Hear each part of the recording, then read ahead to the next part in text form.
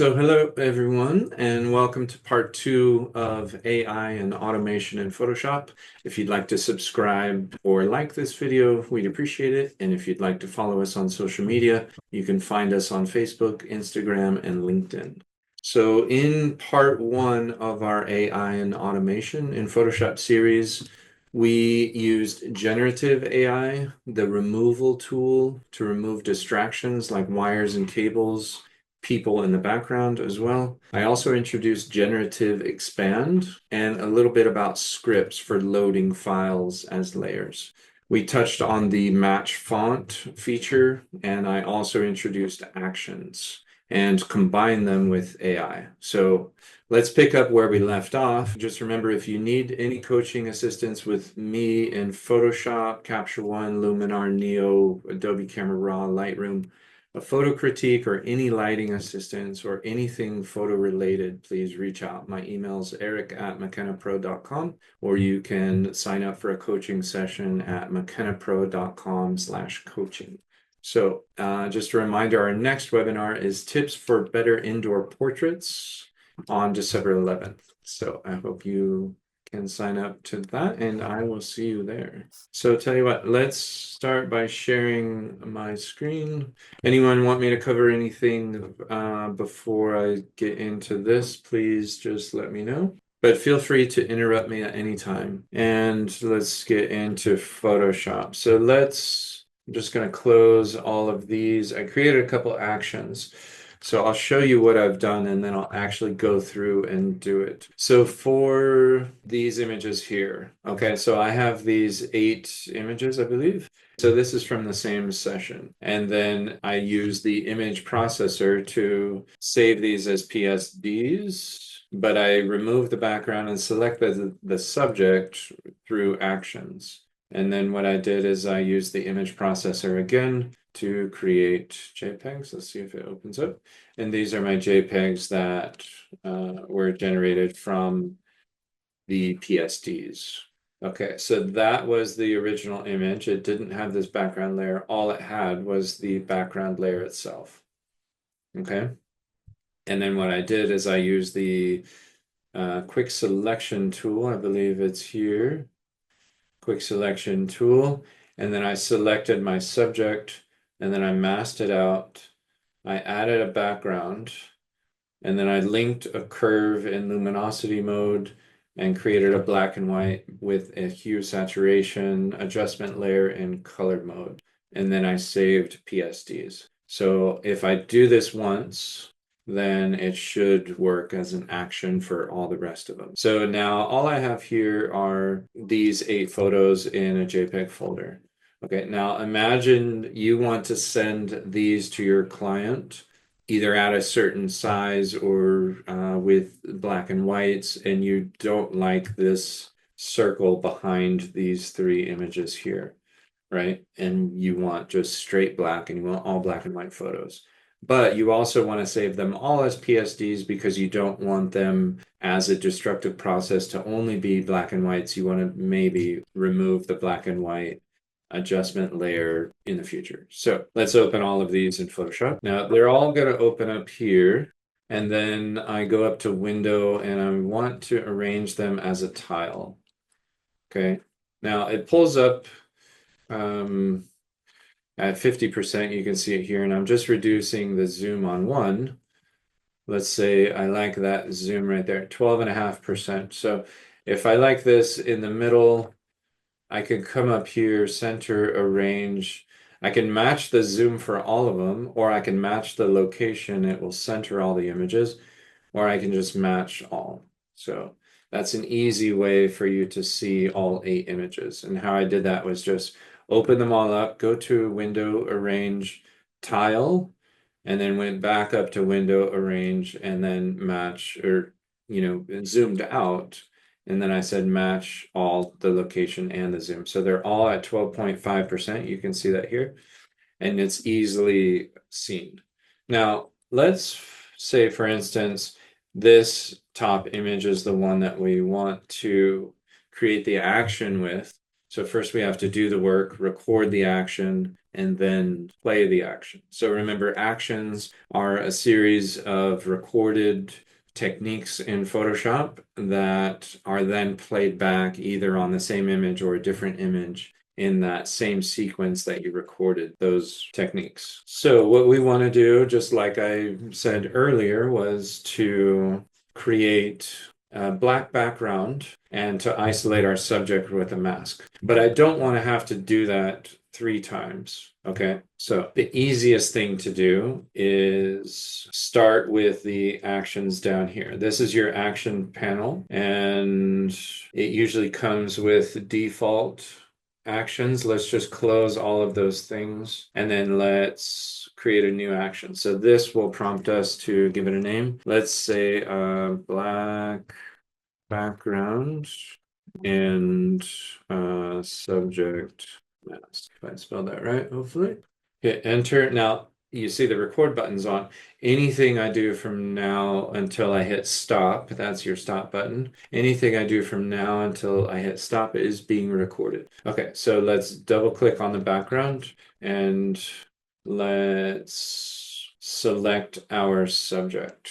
Okay, now I'm in the W key already, quick selection tool, so I can come up here to select subject. Now it should find our subject. Hopefully it does a good job. It didn't find everything, but we can go back in and do it. I don't want to mess with the action because everything's being recorded. So we can, because it's probably going to find everything in other images. So let's just see how well it does. Okay, now this is the mask. This is going to create a layer mask on that image from that selection. Okay, now let's create a new layer. Let's bring that layer down and we'll fill with black. We have black as our foreground color. So the shortcut is Alt Backspace. Okay, now that is enough for one action. Let's hit stop. And let's go to a different image and hit play. Okay, now you don't want to really stay down here because this is all of our actions. Hopefully all of you can see that here. Now, and let me just close Bridge and come up here to that action. So set background, select subject, mask, make layer, and move and fill. Okay, that's what this is going to do on this image here. All you got to do is hit play. And let's see, and it did it. And let's try this one and make sure that's selected and hit play. Okay, so good to go. That was one action. And then actually what I want to do, I want to create another, I'm just going to do that same action for all of these so I can isolate that background. Okay. And then let's just go through each one and then play that same action for it. And you'll see that it should work. Whenever you do things live, sometimes they don't go as planned. So far, so good. All right. It looks like everything is good. Okay, now I want this layer selected. So I'm just going to go through all of them. And to go through all the images, I'm just using Control Tab. I'm holding Control and clicking Tab on my keyboard. And that goes through all of the different images and stays within one program. Okay, so now what I want to do is create a curve. But with that curve, I want to save that curve and then load that curve. So imagine I'm just whatever photo, imagine this photo here. Let's say I'm working on just one photo, right? So I'm going to create a curve here. Okay, now let's see what auto does. And let's link this to the subject. Now, the way I linked it was holding Alt and hover in between the two images. So if I did that too fast, forgive me, I'll do it again. I went here to the semicircle and then curves and then hover and I get that little icon and then click. So you see that little arrow, it says it's linked. To unlink it, you just hover over again, holding Alt or Option on a Mac. And so that's linked. All right, I want this in luminosity mode. Okay. And then what I want to do is, let's see what auto does. It's too much. Let's reset it with that button there. Let's just do a little simple S curve. Maybe that looks good, but let's limit those whites to maybe 248. Let's say it's a little hot over here and a little hot down there. So let's say hypothetically, this is what we want. And let's make this, I don't know, 70%. Let's say that's the curve we want. Now, what ends up happening when you have to do this so many times, it takes a lot of your time. So then we'll have to turn it into black and white. Let's link that as well. Again, it's Alt or Option, hover in between the layers, turn this into color mode, and then reduce the saturation to -100, and that's a nice black and white right there. Okay, so here's the before, and put that mask and black background, and then turn these on, and that's our black and white. Okay, now we haven't dealt with feathering or anything like that. That we can do individually, but are we on the same page so far? How are you guys doing? Feel free to interrupt me at any time. So we'd have to do this for our next image, right? And let's say that this is our image here, and then so if we wanted to do this again, we'd have to go through all those steps. All right, so what we'll do with this one, since we like this curve, we're going to save this curve before we create this action. Now, you do that here. So if you didn't see it, in properties, when you click on the curve mask, then that layer is selected, and these little 3 lines up here allow you to save this curve as a preset. And then you can load that curve. So if I was doing some retouching and I sent someone a curve for them to load into their system, that's how this is done. Or maybe you're sending me something and you want me to load it, then that's how you do it. Okay, so first you save it because I like what I did. And I just did this testing 1, 2, 3. Let's just replace it with testing 1, 2, 3. Save time typing. Yes, I want to replace it. Okay, now testing 1, 2, 3 is loaded here. So you have these presets, right? Now that is being loaded. Now you can come here to this next image and you can say curves and then change it into luminosity. And then you could come up here to this one, testing 1, 2, 3, and it loads that curve. Or let's say you want to do it a different way. This is reset it, come to these 3 lines and say load curve. Now go to your testing 1, 2, 3, and it loaded that curve. Right? But you still have to do this hue and saturation and reduce it down to -100 and hit color and then link these, and right, you're back. So this photo is exactly the same as that photo. But can you do that with an action? Absolutely. So check it out. Let's delete these. Let's delete these. Let's record an action on one of these and play it on the other 7. Okay? So this is the beauty of actions. This is why it saves you time. So let's say, for instance, we are going to make that, minimize that, and let's create an action. Okay, so this is curves and black, whoops, black and white. Curves, black and white. All right, so let's create a curve layer. And let's put that into luminosity mode. Right, remember, after I gave that action and name, everything is being recorded from this point on. Okay, now I'm going to link this, and then I'm going to come up here and say load, And I'm going to say testing 1, 2, 3.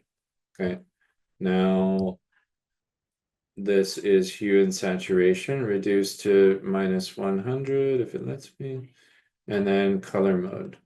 And then I'm going to link that.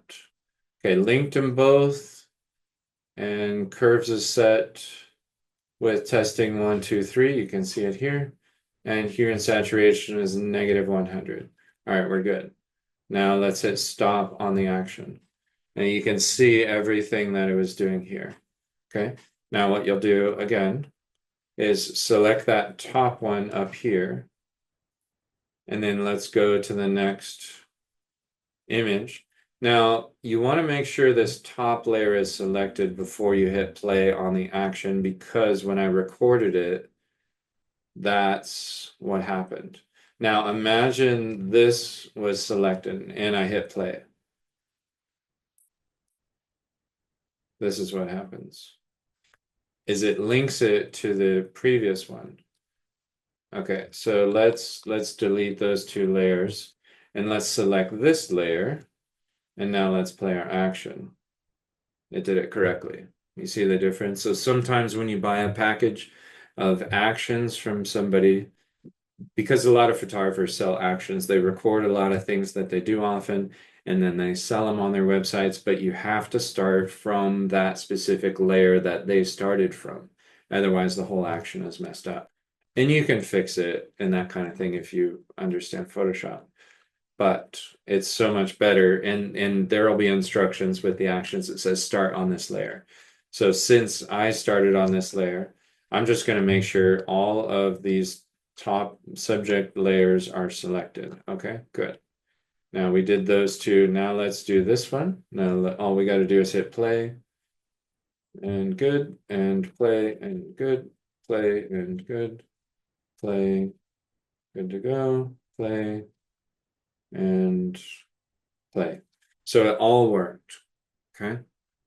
Now, any questions so far? Yeah, Eric, I've got one. And it has to do with linking. I, I think you have hit on something that I can use and I haven't been using.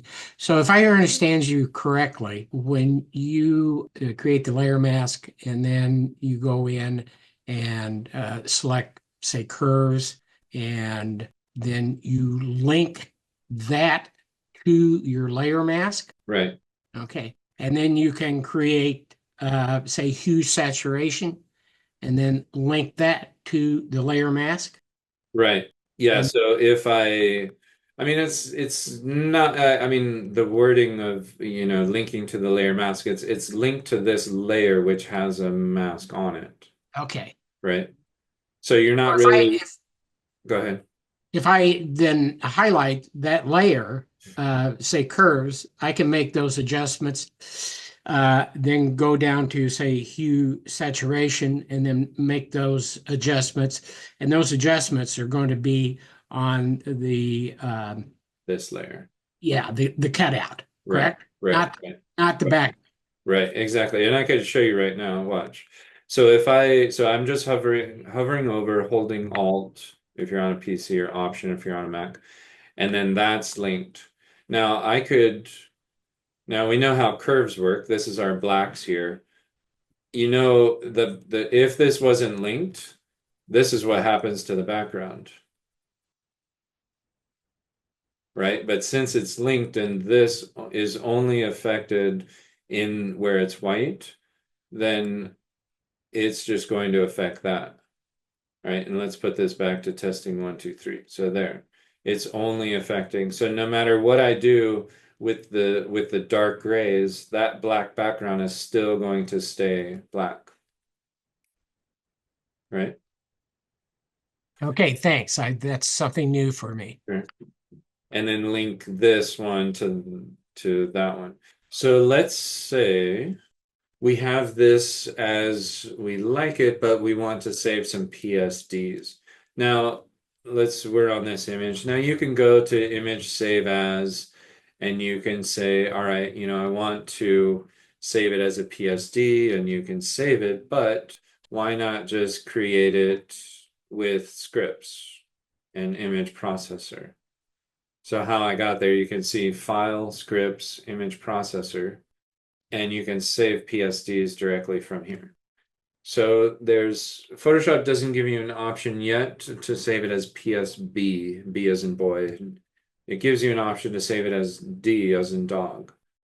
So PSDs will save up to 2 GB, and PSBs will save from 2 GB over. So that's the large format document that you see in Photoshop.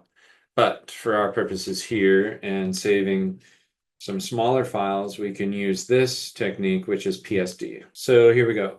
Save as PSD, we can say, so this is the image processor, which is scripts.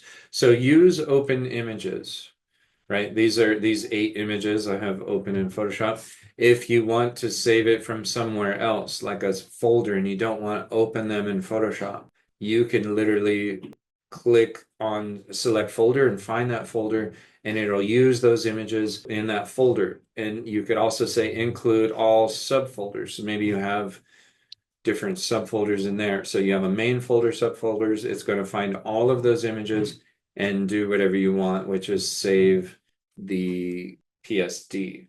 So I'm going to say use open images in this case. Now I'm going to say save in same location. What it's going to do when I save it as a PSD, it's going to save them as PSDs in a folder named PSD.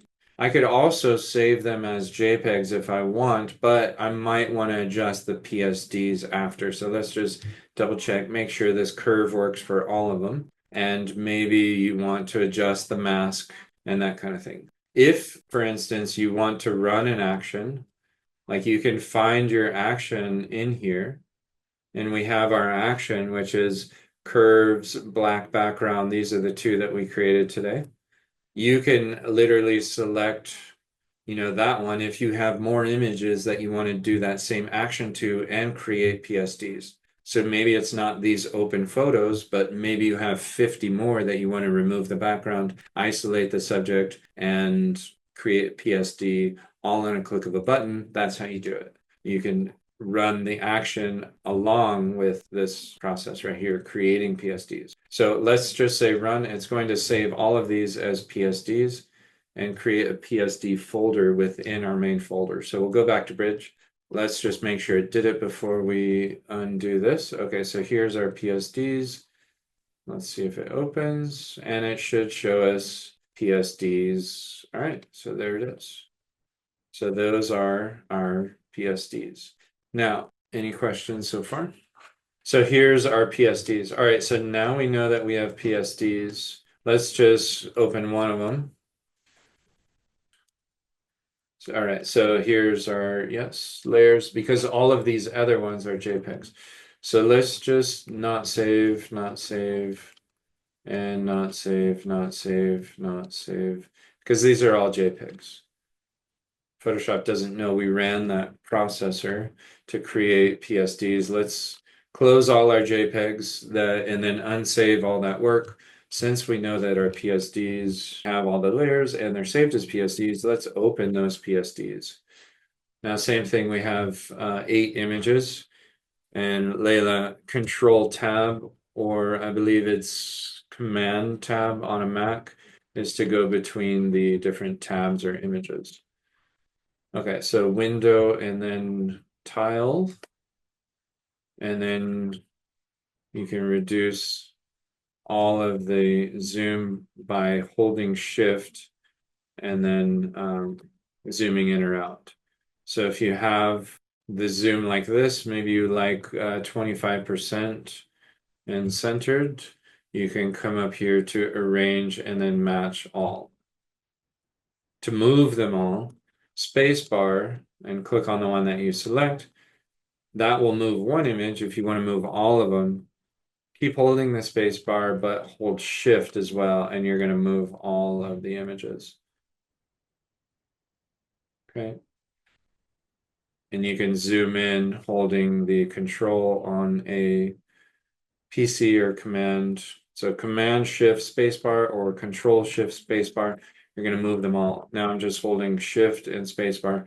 So I can check all of these masks. I'm just on one, but it's going to move them all. So I can check all the masks. It looks like all the layers are good. It looks like all the masks are good. Let's just check this image a little more. Let's say we like everything here. Okay. Any questions so far on how I'm doing anything? But we can go through these holding control, clicking tab. That will get you through the different images. Okay, now you can see how this layer panel off to the right, you can see that I'm going through the different images. And it looks like everything it's saved our PSDs correctly. Everything looks good.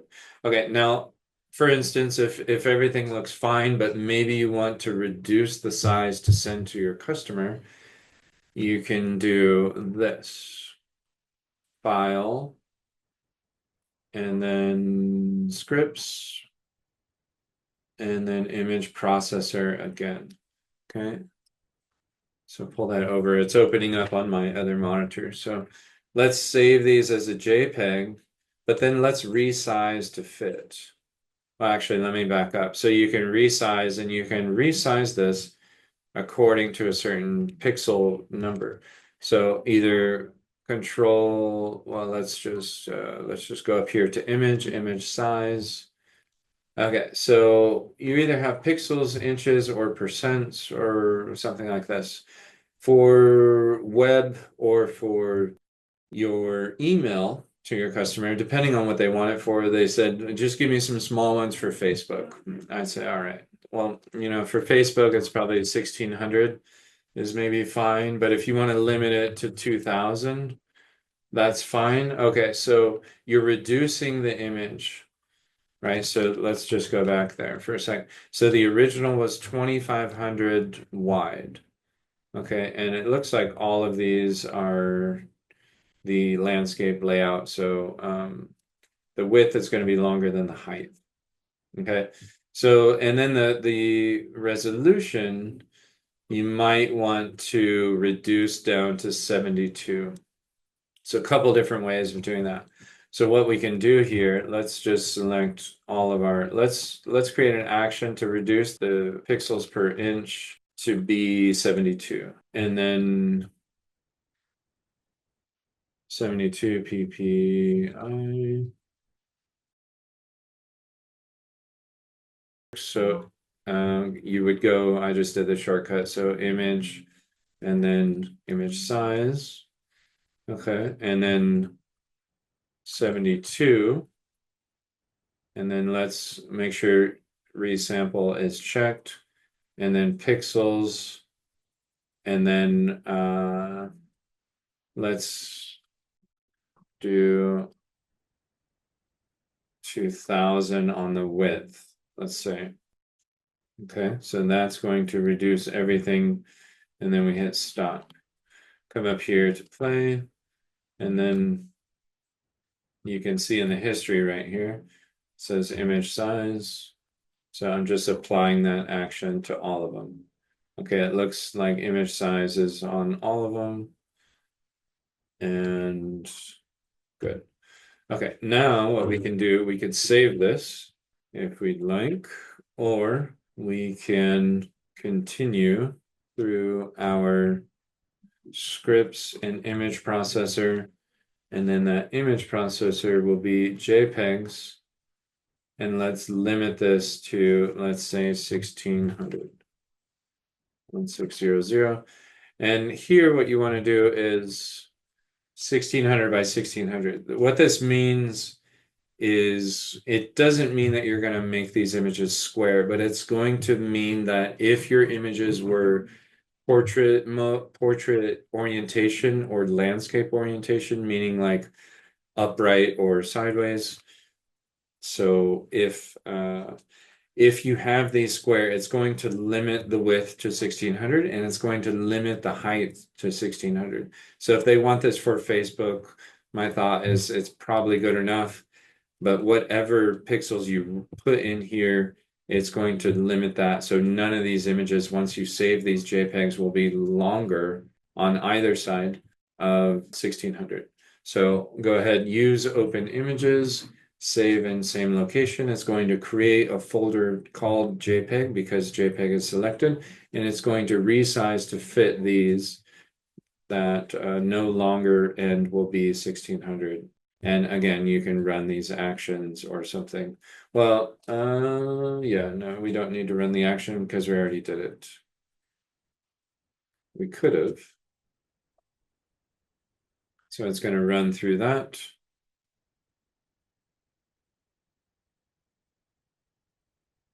Okay. Now let's double check JPEGs, PSDs. Sometimes it takes a bit. And there's our 8 images here. Okay, so, and you can see if I just leave my cursor there, look at the dimensions as I toggle through these, and I'm just using the cursor. So 1600 is the width and then the height, right? So all 1600, all JPEGs, all 72 PPI. You can see the resolution here. Resolution and dimensions. So through the action, I created it at 72 PPI. And then through the image processor, I limited it to 1600. So, and if we went back to PSDs but didn't want to save that, because we like our PSDs to be large as they can be, then that is how you do that. Any questions so far? Say, for instance, so I'm using Bridge. These are the ones that you'll send to your customer. And say you want to give them in a certain order. Like if you look through these, you're like, well, maybe let's start with this one. This one's pretty strong. You can just click on the thumbnail, drag it. Let's just move these around a little bit and I'll show you why. And then maybe, I don't know, let's end on that note. Select the first, hold shift, select the last. Then they're all selected, or Control A or Command A to select all. Or if you want individual ones, hold Control, right? You guys know these shortcuts. So once they're all selected, you can come up here to Tools. Now, Tools is cool because you can, there's batch rename, but you can also get into Photoshop and use a batch. Now, we'll use a batch, but we'll use it from Photoshop. And then we'll use one of our actions and actually batch these photos. So let's just do a batch rename. I'll show you guys this. So I use Bridge a lot. Those of you who've worked with me know that I love Bridge. So you can add, it comes default like this, but I'm just going to remove this and then show you. So you can create a new file name, right? You can say text and you can say webinar. And then, yeah, let's just say webinar. And then maybe we want to add a sequence. So where's my sequence? Sequence number. Let's not do 3 digits. Let's just do 2 digits because we only have 8 photos. Let's start with number 1, but let's call it 01. And then Mac or whatever. And then let's rename in the same folder. It's going to rename these images. Okay, and then just hit rename. So it just renamed it webinar 1 through 8. And it did it in the order that I moved it around. Like you're like, actually, I want this to be that way. So let's do that over. You can also right click instead of going up to tools. And it's right here. So it's going to come back. Now you just have to change the naming of it a little bit. Webinar today, and then start that sequence at 1 again. So rename, that's what you're sending your customer. So any questions on that? All right, let's go back to our original JPEGs and run a batch. Okay, so this is the file path to that. So let's go back into Photoshop and I'm going to show you how to batch something without having to open up all files. So we know we created our action. So this is how you do a batch in Photoshop. You can do batches from Bridge, but this is from Photoshop. So File, Automate, Batch. Okay. It's going to default to your last action that you used. But we are going to do black background and select mask. And let's say we could save and close, or we can say none. What it's going to do is just leave them all open. Now, if we already had them saved as PSDs, we could say save and close. I would say none. And you could save them in a different folder if you'd like. And that is just done here. So let's say save none, and let's just run through. And you can include subfolders. Let's not, because I do have subfolders in there. Let's just run it through those. Select it. Oh, okay. Oh, here's the source. All right, I had to select it anyway. And then this is the source, JPEGs, and then here's the folder. Okay, and that's the folder that we used from. Okay, so it's just going to open and run through these and then leave them open because I had it leave them open, right? But it's going to create, it should create that action that it should run through. See, it did it. So there is all of our actions, right? And then you can run through the image processor and then save all of these as PSDs again, right? Scripts, image processing, save as PSDs, and that kind of thing, right? Save it as PSD and it'll save everything as PSD, right? If you want to see that, we can actually do that. Let's delete our PSD folder and then go back, save as PSD and run, and it will create that folder, right? And you'll see it here, it'll pop up. So 2,500 pics, JPEGs, here's our PSD folder, and that's what we just did. Right, these are all of them. So there you go. That's a little bit about actions and batching and image processor.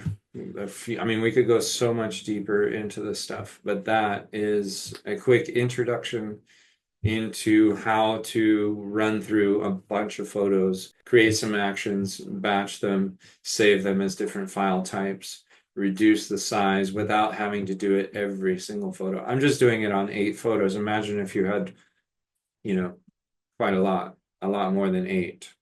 Even 8, it saves you time. And if you had 100 or 50, you can literally go to lunch and come back and it's probably still working on it, but you're not.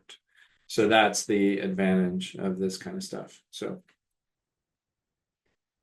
any questions on anything I went through or anything that I didn't go through that maybe you stumbled upon and would like to know more about?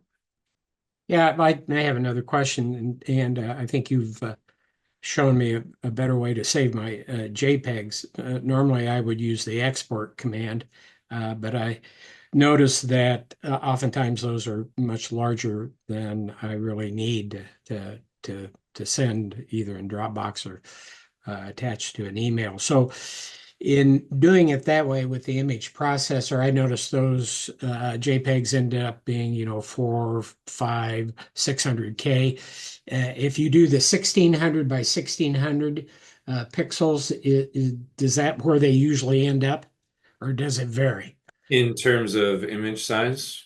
Yeah, into I'm I always have my eye on how big my JPEGs are Sure. because it makes a difference if I can attach them, if it's just a few, if I can attach them to an email or if I have to go to Dropbox with them to get them delivered.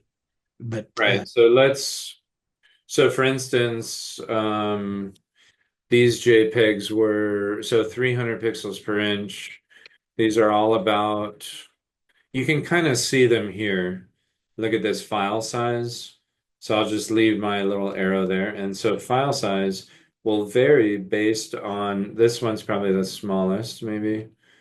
Um, and that's just because the background was removed, whereas these have background. Now, a flat background isn't going to have a lot of information. But depending on the complexity of the shadows and highlights and detail and bokeh and all of these different elements, and color that will influence the file size. So even though it came from the same camera photographing the same exact subject, it will change the file size. So we could run through that. Let's see. So let's see how big these would be if we did that. I usually keep mine around under 500 casts. That's what I do for my web, let's say. Right, so we have these five. Let's just run through. Well, let's not do we'll do this in the image processor. Let's run through. So file, scripts, image processor, and bring that over. Let's save as JPEGs limit to, yeah, 1600 is good. And then run this action. Let's run our 72 PPI. Right, and then use open images. That all looks good. Let's run it. Okay, now it'll populate and we'll look at it in Bridge and check the metadata and see. All right, here's our JPEGs. Okay, so it's around a megabyte. You see that file size right there? So file size around 1 meg. This one's 715 cas. So it's around 1 megabyte. I'd probably reduce that even lower. The way I normally do it is this save for web. That's kind of legacy, that's old school. I've always been doing it that way. Continue to do it that way. For most things, make sure your color profile is sRGB because that's what it normally is. And I usually do this as 2 up. So, and then what that does is it shows me the breakup of, so let's look at some gradation maybe in some areas. So if I reduce the quality down, let's see where it breaks up. So quality 10. Let's see where you can see some breakup. Yeah, the lips aren't as sharp, the mustache isn't as sharp, the nose isn't as sharp. Left is the original, right is the optimized, right? So this tells you with this quality of JPEG, it's going to be almost a megabyte. So if I made this to be 80, which is still decent, I'm at 500 cas. All right, it's still good quality. It's still very high, is really what this is technically. So maximum's 100, very high is 80, high is 60. And if you want to go somewhere in between, just toggle this thing here. So I usually keep mine around 500, which it looked like it was in the very high range. So I would say that looks good as long as it's not breaking up. And I check all of my image to make sure it's not breaking up. Some of my images online are 700 cas, some are 300 cas. It really depends on the image. So I would have to do this manually and then hit save and then it would be saved for web. So that's how I do it. If you can get away with this at 1600 and be around, that 500, 600 cas, I say that's fine. There's a lot of people that have, 1 megabyte online, and if you feel that your image needs that, go ahead. Just know that some people with slower internet connections, when it's loading, when your whole website of, 100 images in one category has to load, it's going to slow down your viewers' experience, and they might move on to another website. So just think about that. Any other questions so far? There was one question that came in talking about oh, well, droplets. Okay, so we don't have any time to go over this, but it's kind of like a batch, but a droplet kind of lives where you want it to live on like a desktop or a certain drive. And it creates a little icon and you can drag an image over to that icon and it will run the batch. Just one last thing in terms of Bridge. So all these tools here, if you go to tools and then all of these things, you can load them into layers. You can batch, like I said, and you can create a contact sheet. Any other questions before we sign off? All right, if there is nothing more, thank you again, and then please join us for our next webinar. And if you're not subscribed to YouTube, please go ahead, click that link below and subscribe and like the video, and I will see you in the next webinar. Thank you. Have a good one.